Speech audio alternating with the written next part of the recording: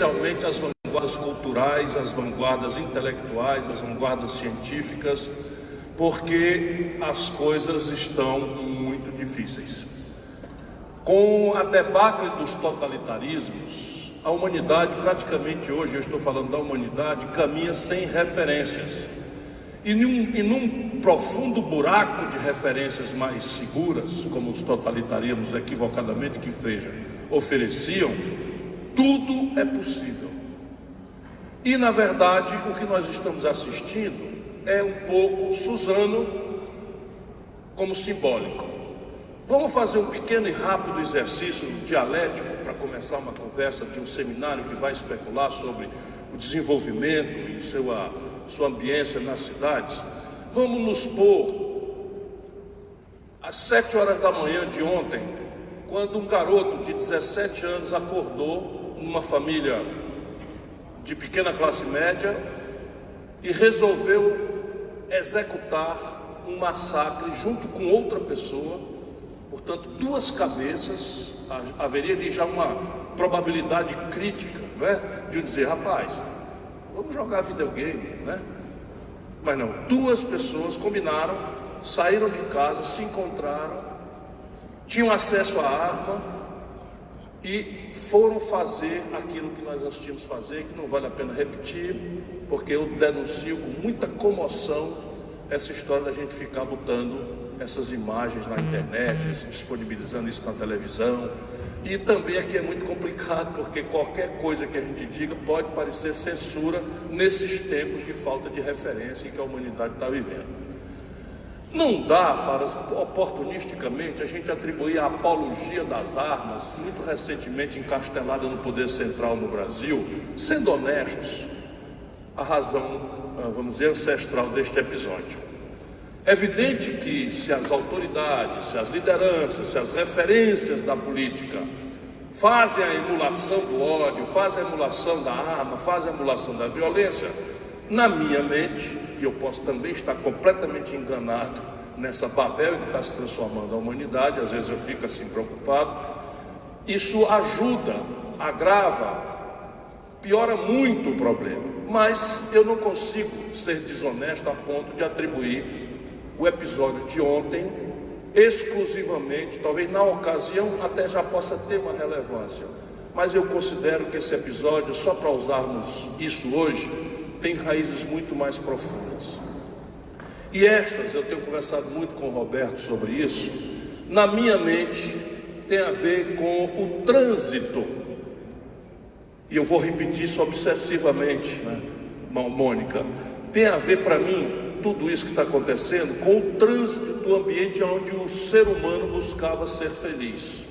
Você é muito moça, muito jovem, não é? Eu já um pouco mais maduro, mas a minha geração e a sua, buscávamos a felicidade num ambiente subjetivo, espiritual. Não estou falando de religião, que é um coadjuvante que pode ser muito bom e às vezes pode ser muito ruim também. Mas eu não estou falando disso, eu estou falando que a gente procurava ser feliz, consciente ou inconscientemente, na insurgência revolucionária que contestava o status quo, a geração de 68, né, onde eu já estava chegando, no romantismo, na poesia, não é, enfim, era um ambiente espiritual aquele que nos felicitava.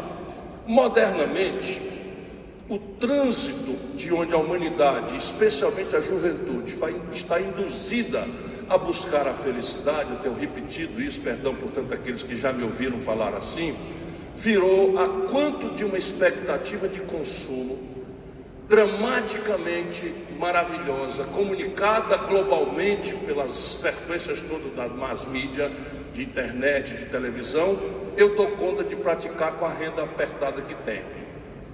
Então, muito provavelmente, na base da frustração que faz alguém sair de casa jovem, descrente em qualquer coisa da vida, em qualquer subjetividade, em qualquer ideal, em qualquer apetite, em qualquer ambição, eu queria ser astronauta, né? É basicamente uma vida que não tem perspectiva. E não tem perspectiva por essa razão prática.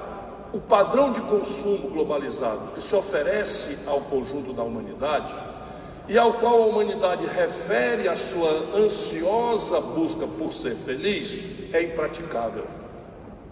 Portanto, nós estamos vivendo sob a síndrome da infelicidade, da frustração. E essa é a grande explicação, quero crer, não é, desses dramas contemporâneos. Por aí vicejam na política, porque não existe vácuo. A gente pode negar a política porque ela dá sinais muito mal cheirosos, ela é muito contraditória, ela nos lembra diariamente, né, das coisas mais vis que o ser humano é capaz de fazer, e isso predispõe o ambiente sociocomunitário às viagens autoritárias, às viagens do ódio, às viagens das simplificações grosseiras, ao populismo rasgado. Porque repare bem, as soluções que estão na promessa média dos políticos, viraram para o conjunto da nossa sociedade mentira. Porque a sensação média é de frustração inconsciente, mas é uma frustração absoluta. A vida para um jovem não manda nada, e não é um jovem pobre da periferia de Fortaleza, é um jovem espanhol, que é uma conta de 42%, se ele tiver entre 18 e 25 anos, está desempregado. 42% do jovem espanhol entre 18 e 25 anos desempregado. E já viu entre 18 e 25 anos, portanto em 7 anos, transitar pelo poder formal da Espanha todos os agrupamentos políticos. A esquerda, a direita moderada, a esquerda mais moderada, o centro, não é? De maneira que os partidos agora nem sequer coragem tem mais de se apresentar. Na velha França, que é bom a gente prestar atenção, ela vai sempre um pouco na frente da humanidade nesses assuntos. Houve uma eleição presidencial agora em que 6 dos 12 candidatos, os 6 primeiros, não se apresentaram por partidos políticos, mas por movimentos, sendo cada um deles um macaco velho de um partido. Mas é a transação para tentar responder de forma tosca e com a emergência do calendário eleitoral a esta repulsa do conjunto da sociedade. Portanto, o buraco definitivamente é mais embaixo. E se trata basicamente dessa questão.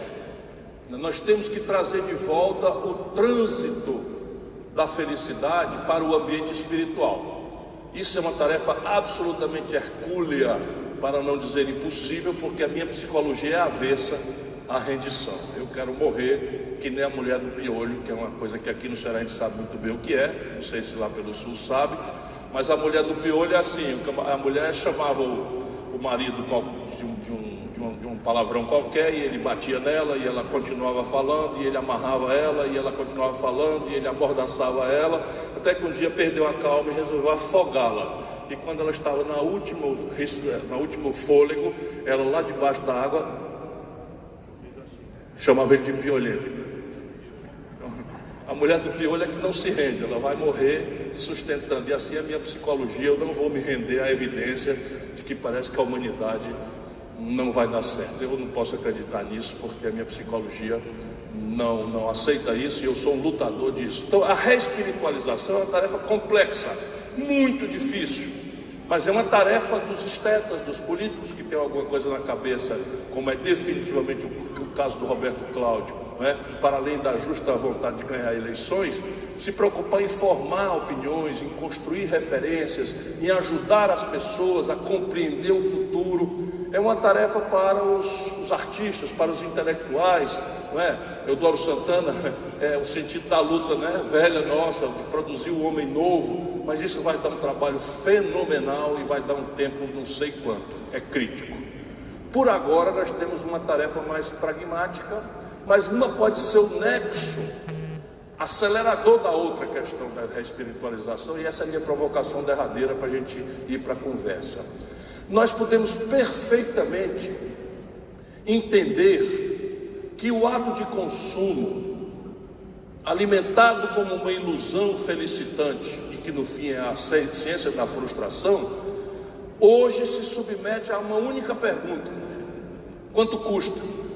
Porque é óbvio, as coisas são muito sofisticadas, são maravilhosas. Os tablets mudam de personalidade a cada 6 meses, os smartphones se apresentam com novas features, novas características, câmera de 1800 não sei quanto pixel e tal, e tudo isso é embalado aí num negócio que vai fazendo a gente se sentir meio fora do planeta Terra, e especialmente os jovens, se não tiver acesso a essas coisas. A gente tem vergonha de conviver no nosso grupo, porque como assim, cara? Tu não tem smartphone, ou seja, tu não tem Infelizmente a China está produzindo uns Xing Lings um pouquinho mais barato, né? Isso vai atenuando. Primeira-dama Onélia, nossos cumprimentos. Acabou de chegar a primeira-dama do Ceará, tem feito um trabalho extraordinário para todas nós, mas especialmente para as crianças. Então eu estava dizendo, nós podemos ajudar já, e isso é um trabalho das cidades, é um trabalho das escolas, é um trabalho, enfim, da relação primeira, imediata do setor público, muito visto de forma muito negativa, mas dialeticamente, por outros caminhos, de pedir às pessoas, ou ensinar as pessoas a partir das crianças a fazer no ato de consumo 3, mas não uma só pergunta. Quanto custa será sempre uma pergunta complexa, mas temos que fazer mais 2. A segunda é a quem aproveita comunitariamente o meu ato de consumo. E aí eu posso começar a radicalizar uma transformação na minha lógica tradicional de consumo, porque financiamento barato, sofisticação tecnológica e mega escala é tudo que um país como o Brasil não tem. E a maioria dos países não tem. Portanto, se nós nos predispusermos a comprar apenas o bom, bonito e barato, ponto, nós vamos no limite produzir uma contradição. Nós vamos consumir uma coisa e destruir os empregos que geram a renda para pagar essa coisa.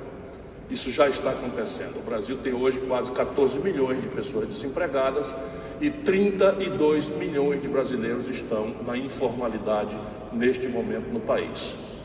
E a terceira pergunta responde muito mais pragmaticamente a um esforço bem intencionado, mas equivocado, de tratar a questão ambiental como se for uma questão identitária.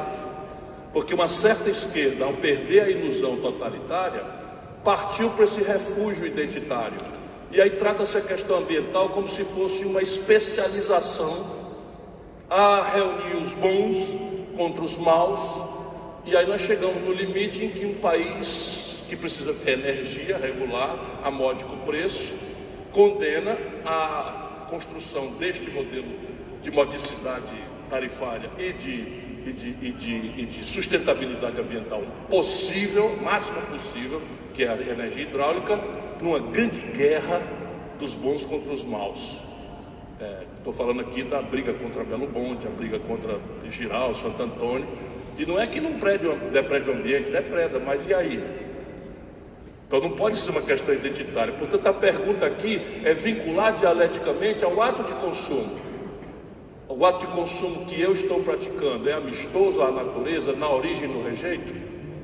E o que parece um diletantismo poético, simplesmente pode, eu encerro aqui, para mostrar a explosão concreta disso na cidade. Roberto, quanto é que você está gastando por ano em Fortaleza com lixo? Quanto?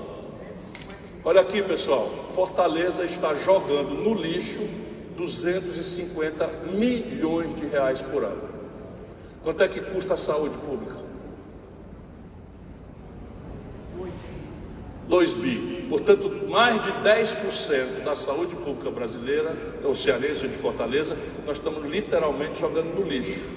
Se as pessoas em Fortaleza fizerem como os suecos, isso é um ato de cultura, não é um ato de grandes energias financeiras, nem grandes questões fiscais, nem grandes e graves problemas, né, estruturais, de infraestrutura, nada, é assim. As pessoas resolvem, porque aprenderam essa possibilidade, reciclar seu lixo, processá-lo de uma forma racional, e nós, ao invés de jogar 250 milhões de reais no lixo por ano numa cidade paupérrima como Fortaleza, vamos ter 250 milhões para investir em creche, para ensinar as crianças a se emancipar do turbocapitalismo rentista que está infelicitando a todos nós.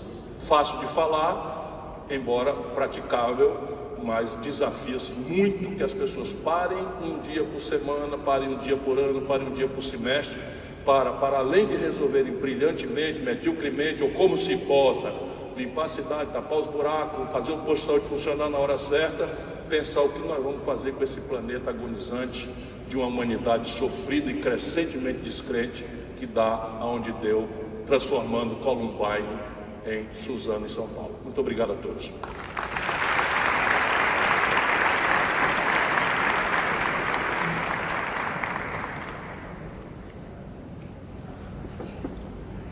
Muito boa noite a todos. Eu tinha preparado uma pequena introdução aqui para essa minha participação, mas não vou querer interromper o meu pensamento, o fluxo das ideias filosóficas, sociológicas e de ciência política até, que Ciro Gomes acaba de nos apresentar, e eu pretendo de imediato tentar encaixar todo esse cenário muito delicado que você traçou e que é de fato o que a gente experimenta na rua, para essa conjuntura brasileira em que vimos desde 2015 indo ladeira abaixo na questão econômica, nosso país parou de crescer, os problemas de violência se agravaram, os problemas de educação são insatisfatórios, a economia toda travada, empresários com freio de mão puxado, à espera de que algo aconteça, de que algo surja e que possa nos redimir e novamente encontrar uma trajetória de crescimento econômico e, por sua vez, um crescimento que nos entregue esse desenvolvimento a gestões eficientes que melhorem a vida das pessoas, e aí, quem sabe, a gente consiga atrair essa franja perdida e desajustada. Portanto, o que eu queria te fazer como primeira pergunta é exatamente isso. Como a conjuntura que temos pode, digamos, se adequar a todos esses problemas? Nós estamos encaminhando soluções já, ou ainda não, ou ainda estamos muito distantes? Eu acho que é um esforço respeitável de todo mundo. Acho que o Fernando Henrique, vou dar um testemunho aqui, mas eu colo o Itamar Franco, a quem eu servi, não o colo, o Itamar Franco, o Fernando Henrique, o Lula, a Dilma, enfim, estou aguardando o Michel Temer. Eu acho, para aperfeiçoar a tese, eu acho que todo mundo está tentando. Então, de boa fé, honestamente, eu tenho as minhas antipatias e as minhas simpatias, mas não sou daqueles que veem a política de forma maniqueísta. Acho que todo mundo está tentando. Acho que o que falta ao Brasil, Mônica, e isso é comovida convicção minha, é um projeto nacional de desenvolvimento que tenha o diagnóstico correto do problema, porque sem isso a terapêutica será sempre equivocada. Porque se você olhar, tirante um episódio acidental do Itamar Franco, que passou ali, teve a audácia de criar um ambiente político para se confrontar o rentismo e a especulação financeira da turbo-indexação. Você sempre foi uma crítica disso, sempre acompanhou como jornalista brilhante já desde muito garota. Tirante aquilo, todo mundo está mais ou menos com o mesmo diagnóstico, porque nós tomamos um azar. Nós exaurimos o nosso velho modelo nacional desenvolvimentista. A nossa elite política descuidou da economia porque precisava abandonar a discussão econômica em nome de um consenso raso de reinstitucionalização do país. Então, se a gente juntasse Antônio Vilela, Montoro, Ulisses Guimarães, que são conservadores, com João Amazonas, Miguel Arraes, Leonel Brizola, Luiz Carlos Prestes, para discutir economia política, a primeira reunião acabava em tapa e a segunda não acontecia. Então houve uma discussão, uma decisão de discutirmos só o consenso. E o consenso era a restauração da democracia. Anistia, eleição direta e constituinte. Ganhamos todas. Só que a tragédia do fim do velho modelo estava cobrando a solução. E como não encaminhamos a solução, veio a doença, a patologia da hiperinflação, nossa peculiar, da superinflação, que é melhor chamarmos assim. Veio a peculiaridade brasileira da indexação, que apartou de uma vez por todas os ricos dos pobres, sem marxismo nenhum, apenas os ricos que tinham excedente financeiro tinham moedas indexadas. E os assalariados, a classe média, os trabalhadores que não tinham poupança, viviam com a moeda corrosível ao dia, ao ponto de termos tido 84% de inflação no único mês. Infelizmente, isso é uma lembrança que nós não vamos nem sequer mais viver. E esse é o drama contemporâneo. Para ser breve, o Brasil tem 3 problemas de fundo, na minha opinião, para equacionar esse projeto nacional de desenvolvimento. O primeiro problema de fundo, necessariamente, é uma reengenharia institucional em direção a elevar a poupança nacional. Ou seja, encerrar de uma vez por todas a ideia de que nós vamos ser salvos da nossa imprudência, da nossa incompetência, da nossa falta de imaginação pelo capital estrangeiro. Não é banir o capital estrangeiro, não é hostilizá-lo, mas a experiência humana, sem precedente, revela que jamais aconteceu que nenhum país desenvolva-se sustentado no dinheiro dos outros. E o dinheiro dos outros é tanto mais barato e bem-vindo, quanto mais você não precise dele. Que nem gerente de banco, vocês sabem como é que funciona, com todo respeito a algum que esteja aqui presente. Se você tiver o saldo lá em cima, ele lembra do aniversário da sua mulher, manda a cesta de Natal. Se você tiver com o cheque especial furado e ligar para ele para conversar, não pode falar porque está em reunião. Assim funciona, né, a finança internacional. Então a primeira grande tarefa é chamarmos o país a uma dinâmica de elevar nossa poupança doméstica, que é criticamente baixa historicamente. Então vocês dizem, a China produz 100, come 60, ou come 55 e guarda 45 para jogar traquitana do ano que vem. A velha Europa, que já está com estrutura pronta, que tem margens muito exíguas para ganhar produtividade, produz 100, come 70, sobra 30. O Brasil está comendo 86% do que produz, está sobrando 14%. E temos uma dívida que nos cobra 12% do PIB para rolar. Então nós não temos poupança zero.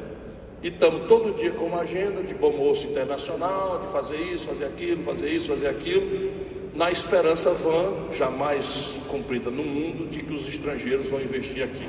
Quem está vendo os fluxos agora das decisões de Ford, de Volkswagen, etc., etc., deveria ver, fora da intoxicação ideológica, que nós estamos perdendo investimento estrangeiro. E pouco importa se isso tem a ver com expectativa de reforma da Previdência. Ninguém é bobo. O problema é que a Ford do ABC faz 6 anos que está com 30% de capacidade instalada ociosa. Então essa é a primeira tarefa.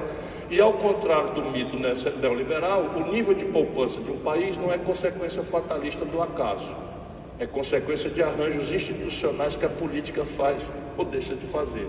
É como se organiza o sistema previdenciário, portanto tem uma iniciativa aí. É como se organiza o sistema tributário, essa iniciativa eu espero que aconteça. É como se organiza o mercado de capitais, que o Brasil não tem, né? O Brasil, por exemplo, não existe venture capital, não existe, enfim, nada para financiar a inovação, que é o caminho por onde estão surgindo as startups, etc. Essa é a primeira tarefa. A segunda, eu estou ficando envergonhado porque eu estou falando demais, mas os problemas de fato não são triviais. A segunda, o Brasil precisa fazer um acordo ou estabelecer uma hegemonia moral e intelectual verdadeira, não odienta, sobre a coordenação ou a não coordenação, ou que tipo de coordenação estratégica nós queremos entre Estado, empresa e universidade. Então nós estamos oscilando num assunto que é terrivelmente complexo e pragmático. Nós estamos oscilando de um estatismo irreprodutível, porque os tempos mudaram, e como é muito veloz isso, tem muita viúva do nacional-desenvolvimentismo, do estatismo, por bajulação corporativista e tal, achando que o Brasil está morrendo porque está privatizando e tal. Não é isso. Porém, 2008 já tirou qualquer ilusão, né, teórica, porque o empírico demonstrou aquilo que era possível de visualizar, que o privatismo não é solução para nada. E, portanto, nós temos uma brutal confusão, que é a outra premissa de fundo de um projeto nacional. Qual é o papel do Estado na relação com a economia privada? Simples assim, não adianta imaginar o laissez-faire, porque o laissez-faire não responde à seguinte prática questão. As condições de empreender não são globais, elas são crescentemente nacionais. Por exemplo, a taxa de juros e a personalidade do capital financeiro não é global. O juro é negativo há 10 anos nos Estados Unidos, e no Brasil nós estamos pagando 14,5% médio de taxa de juros na dívida pública. Mas se você for descontar um cartão de crédito, caia fora disso, você está pagando 486%. Se você for usar o cheque especial do Banco do Brasil, que é o melhor de todos, você está pagando 270%. Se você vai descontar uma duplicata de primeira linha, uma empresa, você paga 50%. Então, se você tem uma empresa que se financia nos Estados Unidos ou na Europa há 1,5 a 1 ano e bota para competir desintermediadamente com uma empresa que se financia 50% ao ano, na melhor hipótese, essa competição não existe. Ela está resolvida de véspera. Segundo, característica da simetria internacional, tecnologia. A tecnologia tomou um tal impacto, uma tal centralidade na decisão do consumo, que não é mais optativo você ter retardo tecnológico. Não existe mais isso. Ou você é up-to-date, ou você está fora do mercado. E cada dia o fosso tecnológico entre um país como o Brasil e as vanguardas mundiais está aumentando, ele não está diminuindo. E a iniciativa privada tem capacidade de resolver isso? Aonde foi no planeta Terra para a gente olhar que se conseguiu sofisticação tecnológica, maturidade tecnológica, escala para disseminar a inovação no meio, na nação inteira, via iniciativa privada? Só quem não conhece a história da encomenda americana por razões de defesa ou de corrida aeroespacial, ou quem não quer olhar o experimento chinês que está na nossa cara aí agora, em que a Huawei está deixando a Apple como uma anacrônica. Olha o que eu estou dizendo. A Huawei, uma empresa de telefone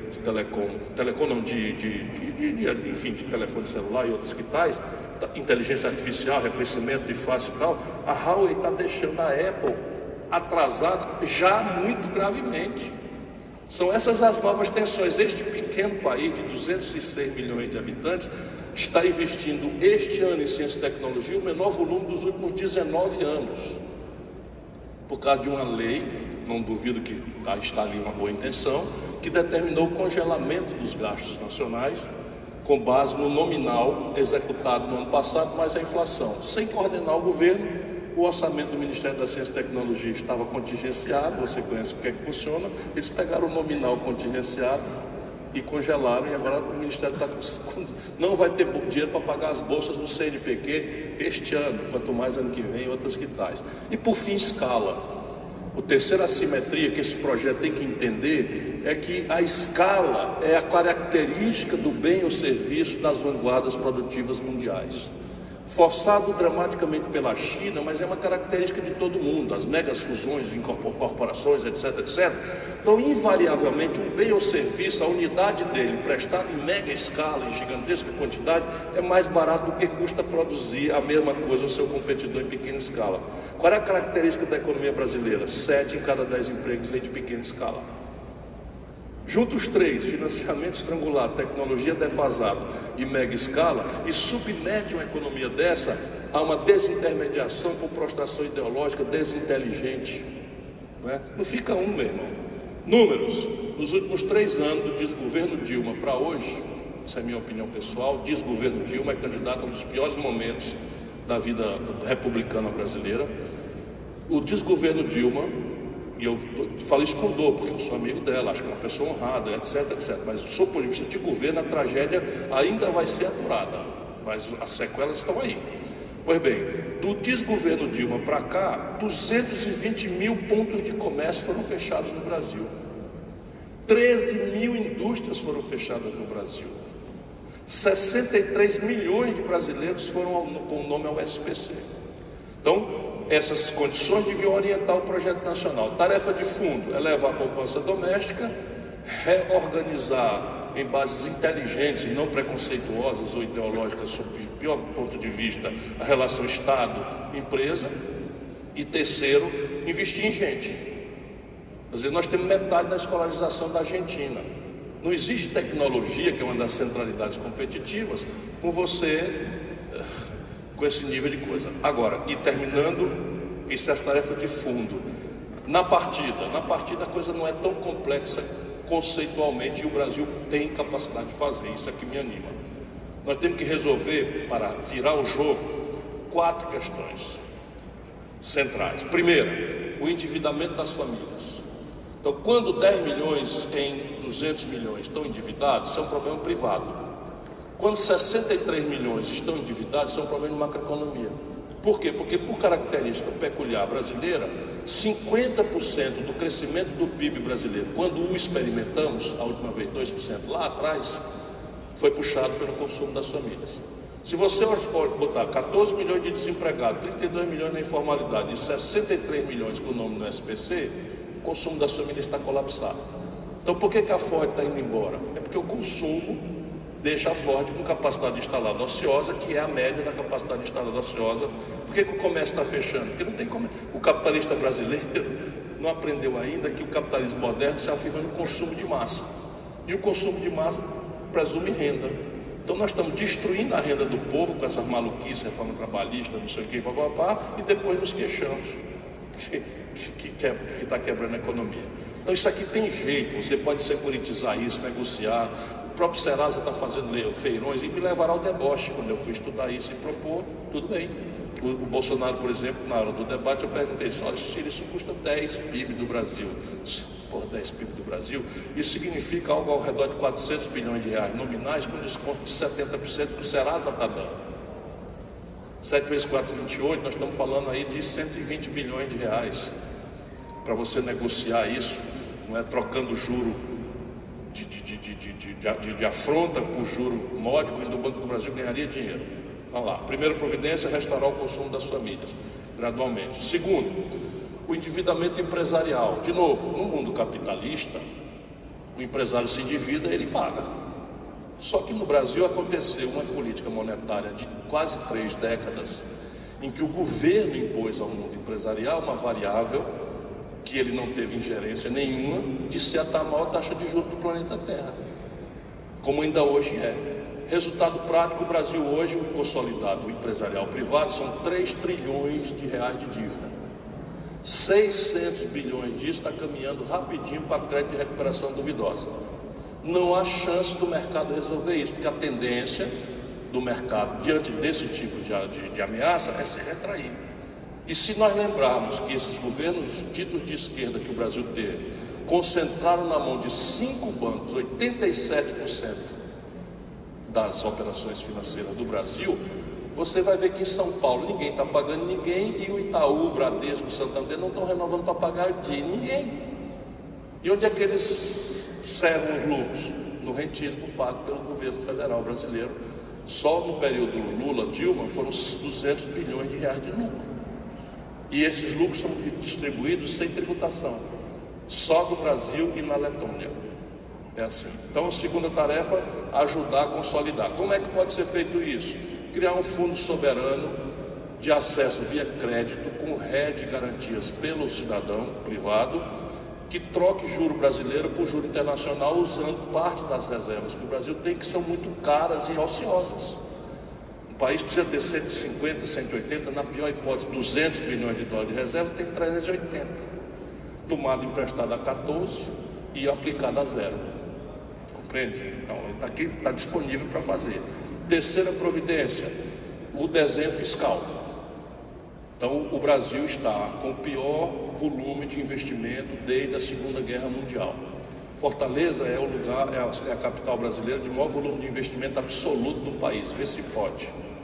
Nós aqui estamos investindo mais do que São Paulo, do que o Rio, que é brincadeira, do que Belo Horizonte.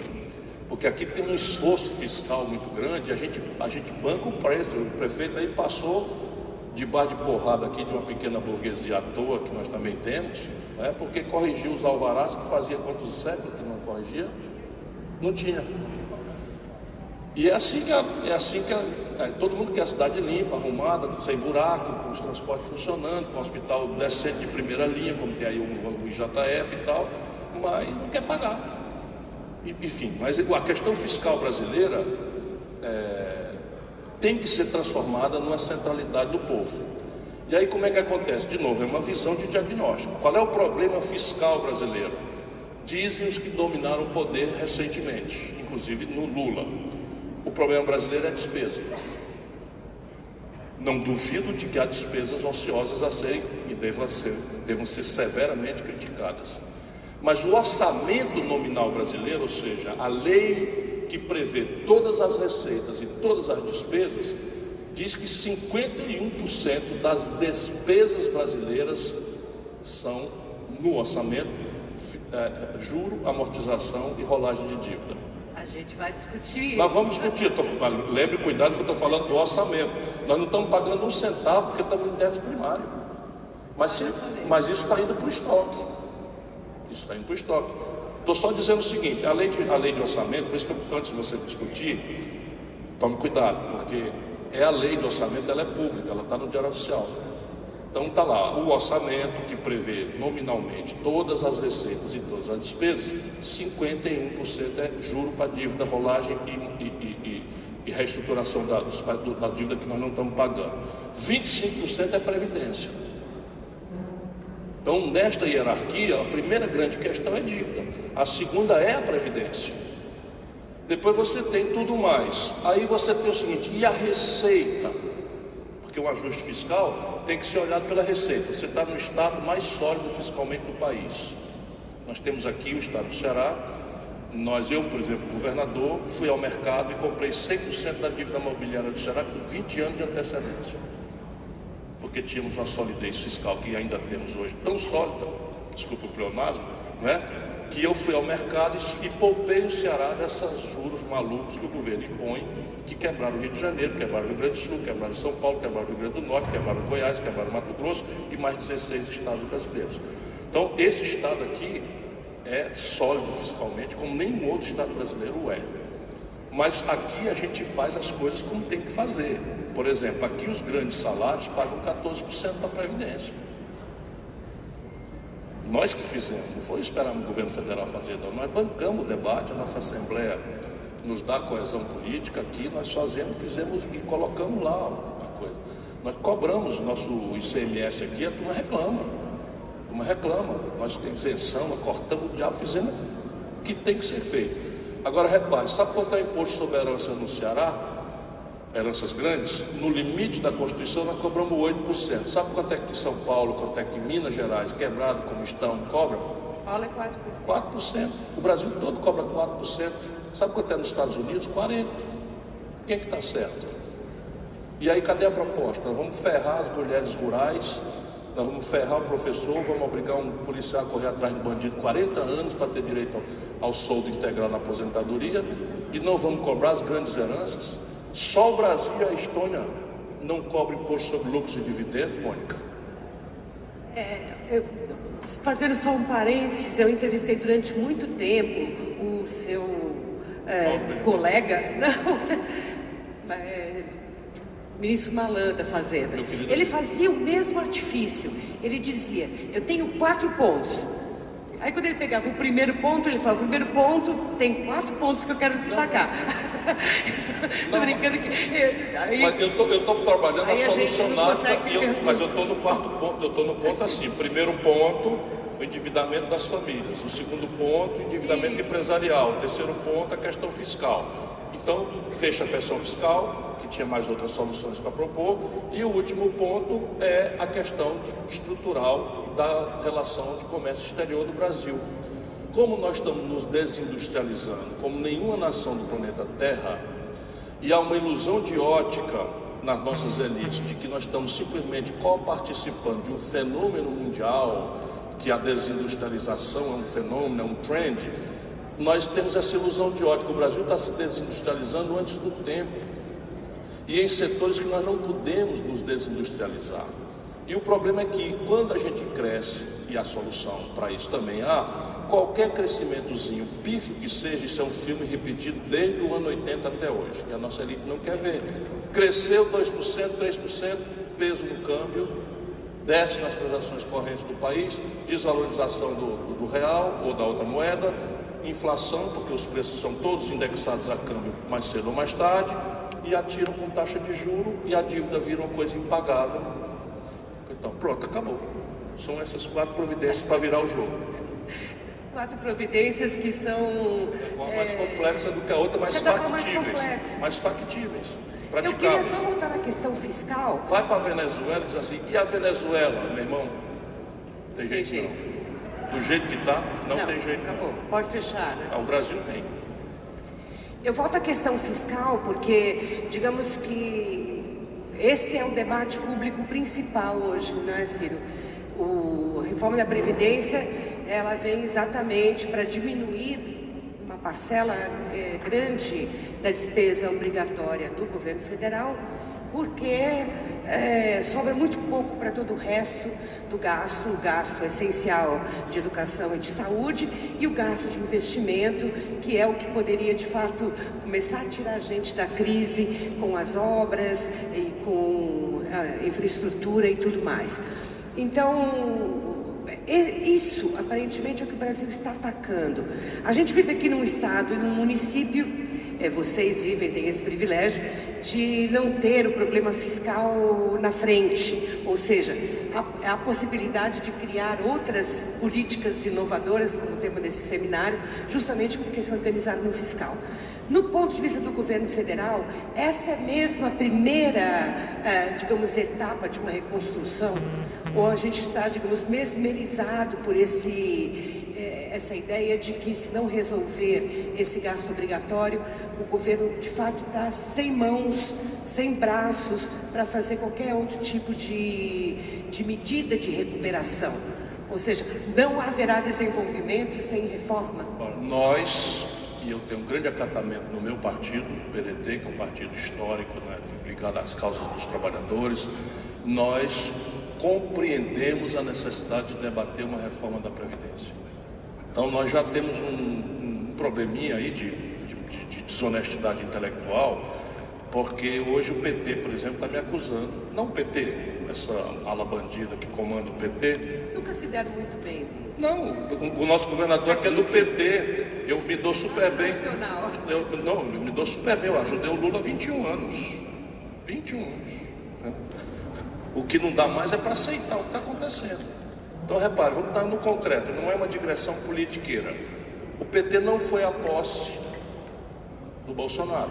Nós fomos, eu pessoalmente não, mas a nossa bancada foi dar posse ao Bolsonaro, que é uma eleição legítima, que nos frustrou profundamente. Não gostei nada do resultado, tenho razões até pessoais para não ter gostado, eu queria ter estado lá no lugar, né? Então, mas nós achamos que os 57 milhões de brasileiros que deram a maioria a ele são respeitáveis e que nós temos a obrigação de cumprimentá-lo, desejar boa sorte para ele e aguardar o tempo necessário para fazer as cobranças e as críticas, que é uma honrosa tarefa de ser oposição. O que aconteceu? O PT se recusou a ir dar posse ao Bolsonaro e 4 dias depois foi para a posse do Maduro, que é um governo contestado por uma banda do planeta Terra. Então, essas coisas, eu só pontuei o seguinte, porque nós achamos que é necessário discutir uma reforma da Previdência. Por quê? Porque nós, do PDT, temos uma proposta de reforma da Previdência, portanto, supõe-se que nós reconhecemos o problema. E o problema está na cara da freguesia, que não foi desonesto. O Brasil, junto com a Venezuela e a Argentina, são os últimos 3 países do mundo, e olhem em que situação estão os 3, que usam o regime de repartição como nós temos. São os 3 últimos do mundo. Por quê? Porque o regime de repartição tem uma premissa. Qual é a premissa? Demografia jovem e mercado de trabalho formal. Isso sumiu da realidade humana. O Brasil está envelhecendo como nenhum país do mundo envelheceu. O Japão levou 100 anos para ter 30% de pessoas acima de 70 anos. O Brasil levou 30 anos para ter 30% de pessoas acima de 70 anos. Porque a crise de 80... A gente parou de morrer, né? Isso também é desenvolvimento. Sim, e a mortalidade infantil caiu. Esse lugar aqui, o Estado do Ceará, ganhou o Prêmio Mundial de Combate à Mortalidade Infantil. Desculpa, a coisa é só uma prestaçãozinha de conta, porque a gente acha que o último reduto de esquerda que tem no Brasil somos nós. Aqui o resto é papo furado mesmo, porque aqui a gente tem respostas em mortalidade infantil, em investimento do Estado e tal. O resto é papo furado. Aqui teve um tempo que os diretores de escola e de hospital eram indicados pelos vereadores e o povão que precisava de consulta, de consulta no posto de saúde, e amanhecia de madrugada, não na porta do posto de saúde, mas na porta da casa do vereador, para pedir uma ficha para poder ser reconhecido. Vamos adiante. Então, a Previdência brasileira tinha 7 pessoas ocupadas no ano 70, com carteira assinada, jovem, para financiar uma aposentadoria com expectativa de vida de 60 anos. Essa conta fecha. Hoje, pela brutal informalidade, pelo exponencial desemprego, mas por esse fenômeno demográfico do envelhecimento acelerado da média da população, nós temos 1,5 trabalhador ocupado para financiar um aposentado com expectativa de vida que já vai a 84 anos. Então é evidente que o Brasil precisa discutir uma reforma da Previdência para nós. Só que a reforma que o governo propõe, e chama de a reforma, não ataca o problema. E o faz quando pretende, vamos dizer, afirmar que ataca, mantendo os privilégios, mantendo o sistema e punindo os mais fracos. Vamos falar claro, os militares, que são uma categoria peculiar, a gente tem que reconhecer uma série de peculiaridades, eles não têm FGTS, eles podem ser chamados de novo, e tudo isso eu compreendo com o maior respeito. Mas a conta dos militares é a seguinte: 47 bilhões custa a conta previdenciária dos militares e a contribuição dele é de 3. O buraco é de 44. Cadê a proposta? Vão tirar da trabalhadora rural do Ceará, do semiárido, que com 30 anos de idade você pensa que ela tem 60, porque trabalha debaixo de um sol escaldante, com a mão toda rachada de calo? Não vai mesmo, só por sobre o nosso cadáver. Nós não vamos deixar acontecer. Não vamos deixar acontecer e pronto. Mas vamos mais. A questão da capitalização. Nossa proposta compreende o problema e propõe o seguinte: um sistema novo que vai avançar para ser um sistema único que unifica setor público e setor privado, todo mundo, militares inclusive. Sabe qual é o percentual dos militares que se aposenta com menos de 55 anos? 99,3%. Ou seja, com todas as peculiaridades, com todo o respeito, eu apenas estou citando aqui um exemplo, porque nós temos hoje mais generais ministros do que tinha o Médici, o Geisel e o Figueiredo. Portanto, eles vão ter que ter paciência, né, e ouvir o debate político, porque eles entraram para a política. Na política eles vão ter que discutir. Como é que eu vou dizer que um professor vai ter que dar 40 anos de aula e um jovem general com 55 anos está aposentado, com um bônus de ir para a aposentadoria de quase 60 mil reais? Sabiam? Quando ele se aposenta, recebe ali um trocado, 60 mil reais para ir para casa satisfeito e tal. Tudo bem. Sabe qual é o salário médio do aposentado do INSS? R$ 1.240. Sabe qual é o salário médio do Legislativo? R$ 26 mil. O que eles fizeram em relação a isso? Então, nosso sistema é o seguinte: primeiro, separar do orçamento da Previdência, para ter radical controle social e transparência, todos os benefícios dos que não contribuíram. Porque se você tem um sistema de repartição em bases atuariais, quem contribuiu recebe, quem não contribuiu não pode receber deste orçamento. Então, separa e cria um programa de renda cidadã, renda mínima, que nós baseamos no salário mínimo, e essa gente está propondo que o BPC, benefício de prestação continuada, seja reduzido para R$ 400, quando a pessoa fizer 60 anos de idade, mas até os 70. Tudo mentira, está cheio de pegadinha, tudo mentira. Antecipa para 60, como a cenoura para o burro, mas dos 60 aos 70 ele vai continuar recebendo só 400. Quando hoje, a partir dos 65, ele recebe o salário mínimo e tem a paridade e a garantia de correção que eles estão tirando e desconstitucionalizando. Então assim, eles podem enganar os outros, nós não vamos enganar. Agora, se um sistema que separe o pilar de receita de social, certo? Quem não contribuiu, se for justo, vai receber, mas vai receber via tesouro direto, não via déficit da Previdência mascarando. Como se fosse um sistema de previdência em si e um sistema isso é um sistema de assistência social segregado do orçamento. Os cálculos estão todos feitos. Segundo, um regime de repartição, de transição, até o máximo de um teto de R$ 5 mil para todo mundo. Todo mundo. A partir, naturalmente, dos direitos adquiridos garantidos, porque não é favor. Você não pode retroagir para ferir direito adquirido por ordem da Constituição. E o terceiro pilar é o regime de capitalização, porque a tarefa da Previdência, para além de garantir um mínimo de decência e dignidade dos nossos adultos, dos nossos idosos, ela precisa ir resolver aquele problema de levantar a poupança bruta do país. E a maior ferramenta de formação bruta de capital doméstico do mundo, hoje, Marx não contava com essa, são os fundos de pensão dos trabalhadores. E o Brasil não tem poupança. Agora, isso complementar acima dos R$5.000 e voluntário, porém obrigatório a contribuição patronal. E o que eles fazem? Criam e repetem um erro que o Chile está corrigindo. Bota só a contribuição previdenciária do trabalhador, não bota a contribuição patronal e subtrai as receitas públicas. Ou seja, eles vão criar um exército de mendigos de alta idade dentro de 8 a 10 anos se essa porcaria passasse. A rigor, esse projeto ainda não chegou, né, da capitalização. Não chegou nada, conhece é tudo ainda chute, detalhes, tudo só chegou a maldade. Do ponto de vista, então, dos... Agora, e na questão tributária? Por que não a tributação sobre lucros e dividendos? Era sobre isso que eu ia perguntar. Sabe quanto arrecada? 70 mil. Mas é estadual, né? Não? Lucros e dividendos. Ah, lucros e dividendos. Desculpa, eu pensei que fosse o imposto sobre herança. Acho que uma questão bastante interessante que pode efetivamente vir para o debate constava da entrevista que o ministro Paulo Guedes deu, em que ele disse que estava muito interessado em entregar uma proposta de emenda constitucional alterando o que ele chama de pacto federativo e vinculações, fazendo com que retornássemos ali um orçamento de base zero, e em que, então, todos os entes participariam, os entes políticos e da federação, para dizer quanto iria para cada uma das áreas sem as vinculações obrigatórias.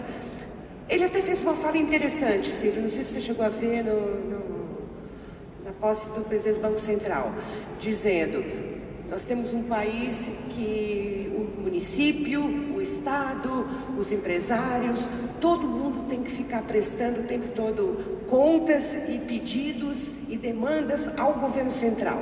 Ele é gigante, tem um poder extraordinário sobre bancos públicos, sobre o dinheiro de investimentos, e municípios e estados estão sempre ali com o chapéu tendo de pedir. A ideia de mudar vinculações, a ideia de refazer o pacto federativo, que está chegando à mesa, ele retirou agora o cronograma de apresentar a PEC em abril, mas o debate já está sendo lançado, e eu acho que essa é uma grande mudança, quase que uma nova constituinte. Isso é bom para o desenvolvimento, isso seria bom para as políticas públicas de quem opera políticas públicas no município, no estado. Qual é a sua opinião?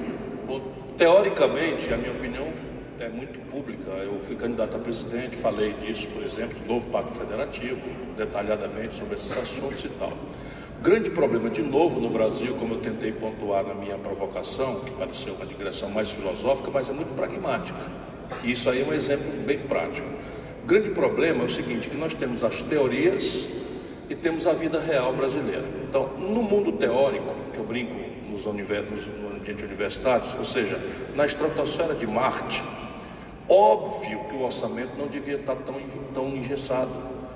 O orçamento deveria ser aquilo para o qual ele foi criado como primeiro elemento, né, de controle do absolutismo, né? As constituições nasceram praticamente para opor uma restrição ao poder de tributar e ao arbítrio, né, da escolha do gasto. Então, teoricamente, nós deveríamos pôr em debate. Eu não vejo nenhum problema, nós vamos participar desse debate com muita abertura de coração, de cabeça e tal. O problema é que o Guedes, meu velho amigo, de quem eu discordo a vida inteira, mas somos amigos, e o Guedes sabe ler, que é muito importante. Faz tempo que a gente não tem um ministro que saiba ler, né? Embora ele tenha parado de ler, ali nos anos 80 ele parou de ler, mas ele sabe ler. Então ele é capaz de voltar a ler na hora que ele quiser. Então ele tem uma incongruência básica. O meu amigo Paulo Guedes não pensou que a Constituição brasileira tem hoje um enrijecimento maior acima de todos os outros. Há o enrijecimento que manda gastar 25% com a educação, isso tem uma sólida sustentação na opinião pública, com medo do desfinanciamento. há uma vinculação de 18% do orçamento com saúde, há uma sólida base social e corporativa defendendo esse dinheiro e tal, mas há um macro enrijecimento do orçamento brasileiro, que é a PEC que o Temer passou de congelamento dos gastos por 20 anos. Então repare, o Guedes propõe desvincular os orçamentos de educação, de saúde, e faz a apologia do macro engessamento do teto.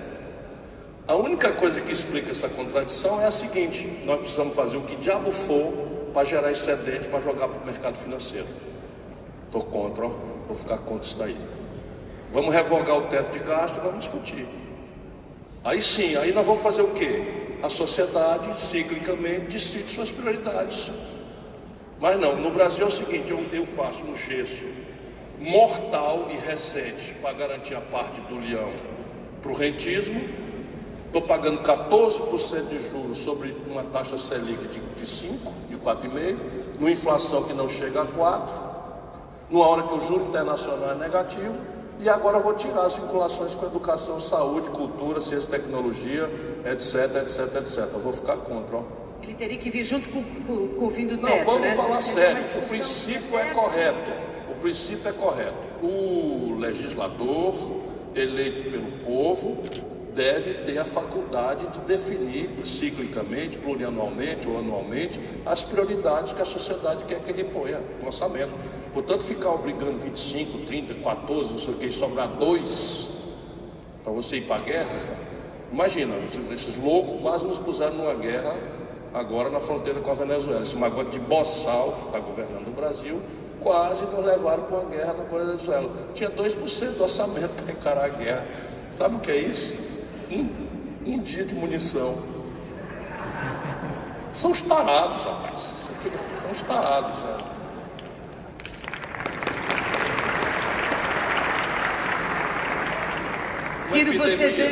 Uma epidemia, uma seca extrema no Nordeste, fome de massa, uma enchente terrível, um episódio de Brumadinho.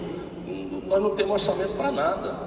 Então eu era ministro da Integração Nacional, sob minha liderança estava a Defesa Civil.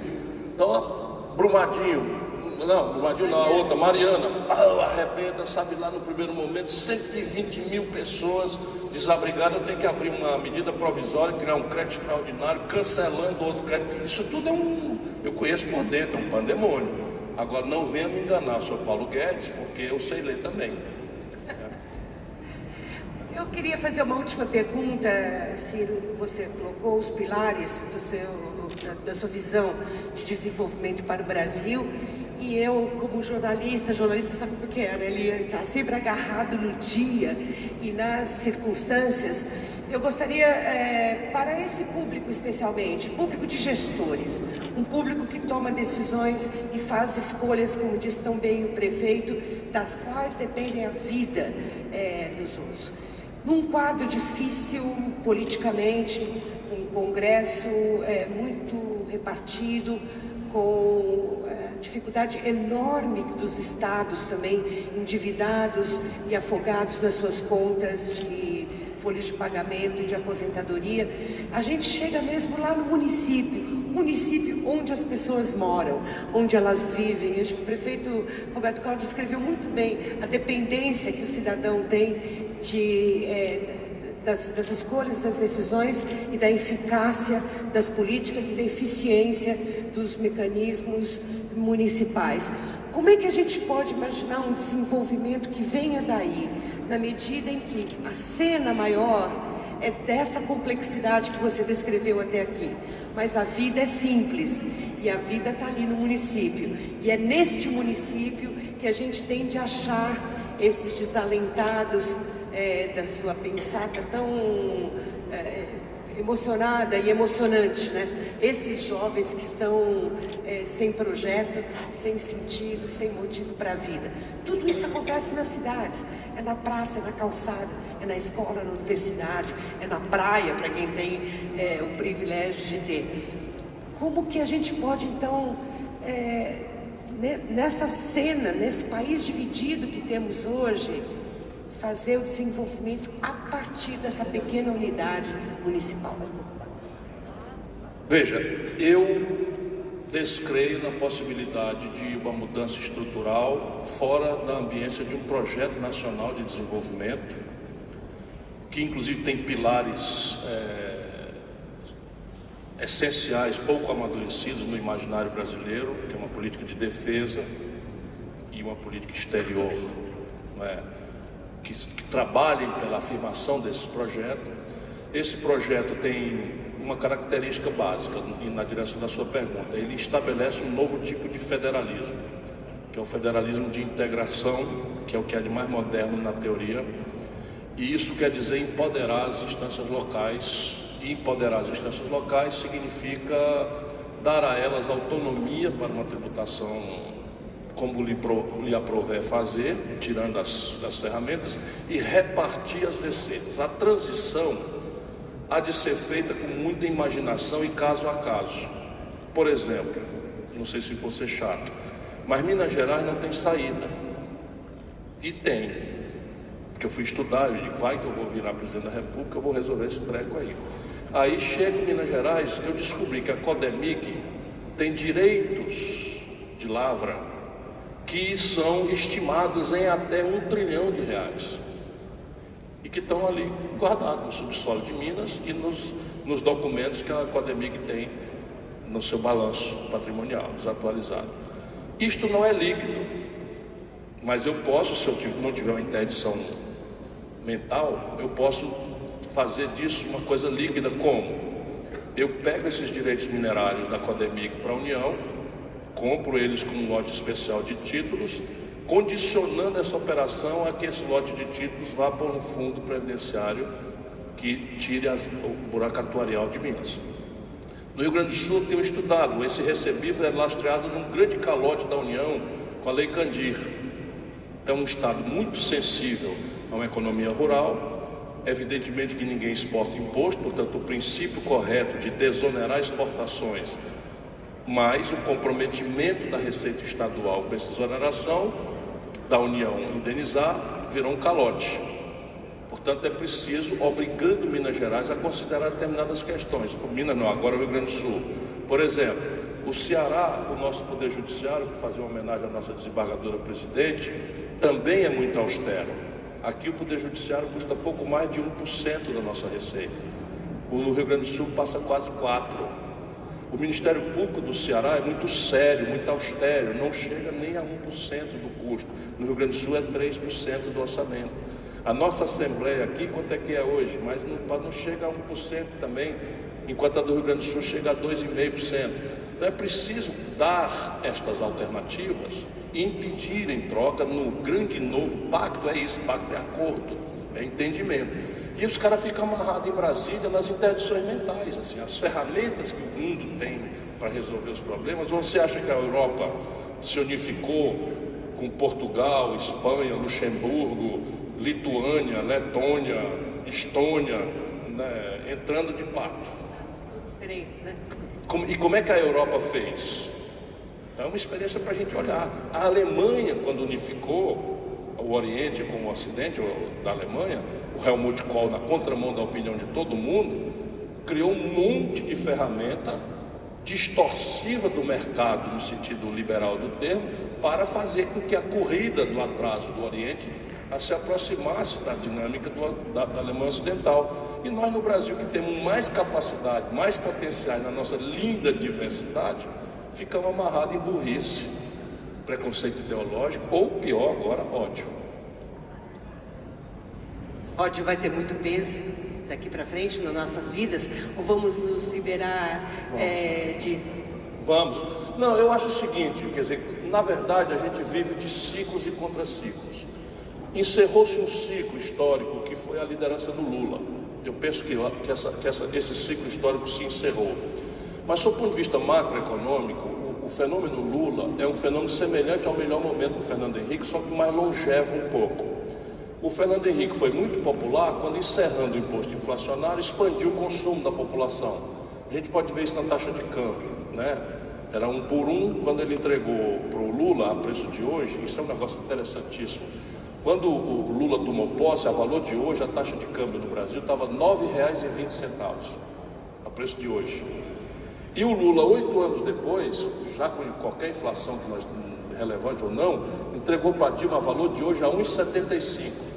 Supondo que os preços relativos da economia são sensíveis ao câmbio, eu posso afirmar sem muita leviandade que o Lula multiplicou por 4 a capacidade de consumo do povo brasileiro. Mas o câmbio assim destrói a indústria, inibe a capacidade de exportar do país. E o Lula produziu um brutal déficit nas transações do país com estrangeiros, especialmente no segmento de manufaturados. Por que não quebrou? Porque o Brasil experimentou um ciclo altíssimo de preços de commodities. Os números são contundentes. Quando o Lula entregou para a Dilma, nós estávamos vendendo um barril de petróleo por $110. Quando a Dilma foi derrubada, estávamos vendendo por 30. Quando o Lula entregou para a Dilma, estávamos vendendo a tonelada de minério de ferro. Eu era alto funcionário da CSN, tinha decidido tomar juízo, largar a política, cuidar da vida, né? Ter um filho, que é o Gael, que Deus me deu, que eu sou absolutamente apaixonado. E veio a briga do impeachment lá, me pedi demissão, fui para a rua. Mas o que eu estava dizendo é que eu estava lá e nós estávamos vendendo uma tonelada de minério de ferro por $190. Minério de ferro é mais ou menos assim, você raspa o chão, bota num trem e vai.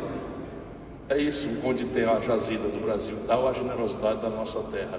Pois bem, quando a Dilma foi derrubada, estávamos vendendo a 38. E aí aquilo que podia ter estourado na mão do Lula, estourou na mão dela. E ela, de novo, por não entender nada, porque o país não tem projeto, não tem concepção, achou que era um problema de ganhar confiança do mercado. Aí chama o 5º nível do Bradesco, que é o Levi, que agora é presidente do BNDES do Bolsonaro. Ou o Meirelles, que era presidente do Banco de Boston, presidente do Banco Central do Lula, ministro da Fazenda do Temer, secretário de Finanças do Dória. Não tem alguma coisa errada nisso aí, não? Percebe? Então, o que está errado? Está errado é que nós estamos dependendo de personalidades e não temos a guia de um projeto, que inclusive oriente a discussão, o debate, que são naturais, fora do ódio. Porque agora a turma do Bolsonaro é assim, tudo bem, eles estão roubando, mas o Lula roubou também. Tudo bem, eles estão usando não sei o que, mas o Lula também está. E aumenta 16% do custo do cartão corporativo, porque também o PT usou. E nós, brasileiros, vamos aguentar isso até quando? As oposições no Congresso vão dar conta do enorme não desafio? Não existe hoje. Eu estou atuando muito freneticamente nisso. Essa etapa agora, como não tem uma luta real, trata-se muito mais de posicionamento, né, de persona política, isso. Então, nós estamos numa de que o presidente eleito é legítimo, não tem esse papo de que é uma ameaça à democracia, que foi o terrorismo do PT. Ele foi eleito por 57 milhões de votos, muitas distorções, muita fake news, muita mistificação, muito dinheiro clandestino, mas nada que o PT não tenha feito sobrando e que muitos outros também não tenham feito. Só o Meirelles tirou do bolso 50 milhões de reais e botou na campanha. Então, o presidente é legítimo, na nossa opinião, nós detestamos o que ele representa, não compartilhamos nada dos seus valores. Eu, por exemplo, estou usando palavras como boçal e canalha em certos temas. Por exemplo, entregar o Alcântara para os americanos, por exemplo, entregar a Embraer para os norte-americanos, por exemplo, fazer escaramuça militar na fronteira com a Venezuela e reconhecer esse agente da CIA como presidente sem ter levado um voto, anunciar a transferência da embaixada do Brasil de Tel Aviv para Jerusalém sem ninguém ter pedido isso, sem se consultar interesse nenhum, a não ser talvez o dinheiro clandestino do sionismo internacional na campanha. Essas coisas nós vamos endurecer e azedar. Mas quer discutir previdência? Ligou, perguntou se topava uma conversa. O nosso especialista, que é o Mauro Benevides Filho, perguntou: eu vou? Claro que vai. O PT, o Ciro está ajudando o Bolsonaro a fazer a previdência e tal. Pode dizer o que quiser. Nós vamos lá conversar, porque isso é um assunto que interessa ao povo brasileiro e nós não vamos ficar jogando pedra, apostando no quanto pior, melhor. Então, essa é uma questão de posicionamento. A próxima questão agora é, por exemplo, nós conseguimos que a Comissão de Constituição e Justiça, e o Rodrigo Maia tem cumprido os compromissos conosco, não deliberasse sobre a tramitação, que a premissa é aceita tramitar ou não. Não aceitar a tramitação enquanto não vier a reforma dos militares. E nós ganhamos isso. O Rodrigo Maia garantiu, a Constituição e Justiça está se formando, aí vai se constituir uma comissão mista do orçamento, nós vamos para dentro. Não sei o que o PT vai fazer. Nós vamos para dentro, vamos emendar, vamos forçar um debate, vamos tentar tirar essa comissão de dentro de Brasília, para trazer para o Ceará, para levar para discutir com as centrais sindicais, com os empresários. Vamos emendar, vamos propor as alternativas, porque para nós o quanto pior melhor é uma conta paga pelo povo, e nós não topamos isso. Muito obrigada. Obrigado a você. Poderia ficar aqui mais uma hora perguntando coisas possíveis, porque são aulas que ele dá sobre política, economia, e sempre com um projeto e uma ideia muito concreta para o nosso país. Eu agradeço muito, aproveito essa oportunidade ao prefeito Roberto Cláudio, à secretária Patrícia Macedo por esse convite. É um prazer, uma grande honra estar aqui com vocês e ter essa oportunidade de fazer as perguntas e de ouvir essa aula. Amanhã de manhã estou aqui também para um debate que eu considero central para a questão das cidades, que é dos transportes e da mobilidade. Não por acaso, os dois maiores eventos de rua no Brasil aconteceram exatamente por causa de mobilidade, não é? Foi 2013, as passeatas que começaram por causa do preço de passagem, foi a greve dos caminhoneiros, com os resultados que a gente conhece. Um ótimo evento para todos vocês, espero que a gente se divirta e aprenda juntos aqui. Muito obrigada pelo convite, muito obrigada, Silvia.